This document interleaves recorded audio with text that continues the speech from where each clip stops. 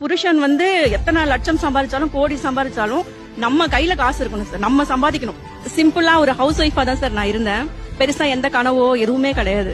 அப்பெல்லாம் வந்து ஆனா தேவைகள் வீட்டுல வந்து கொஞ்சம் குறைவுதான், பொருளாதாரம் ஒரு சம்பளம் பத்தலங்கிறது தெரியும். இருந்தாலும் நம்ம சம்பாதிக்கணும், நம்ம ஃபேமிலியை ரன் பண்ணணும், நம்மளால எல்லாம் இது பண்ணணும் அப்படிங்கிற தாட்லாம் அப்ப வரல. ஒரு ஃப்ரெண்டோட போயிருந்தேன், கோச்சிங் சென்டருக்கு போயிருந்தேன். அப்ப வந்து என்ன பண்ணாங்க, ஒரு காஃபி சாப்பிடலாமா அப்படின்னு கேட்டாங்க. அப்ப வந்து என்னோட கழுத்துல வந்து வெறும் மஞ்சள் கயிறு தான் இருக்கும், சரிங்களா. அப்ப என்னோட அப்பியரன்ஸ் வந்து வேற மாதிரி இருக்கும்னு வச்சுக்கோங்களேன். ஆனா அது வந்து எனக்கு பெருசா தெரியல. அப்ப போகும்போது ஒரு ரிச்சான ஒரு ஹோட்டலுக்குள்ள போயிட்டோம். ஒரு காஃபி வந்து 18 ரூபாய் அப்படின்னு போட்டிருந்தது. அந்த அவங்க வந்து என்னோட ஃப்ரெண்டு. இப்போ அவங்க கேக்குறாங்க, எங்க 18 ரூபான்னு போட்டிருக்கு, நான் குடிச்சிருவேன், நீங்க குடிப்பீங்களா?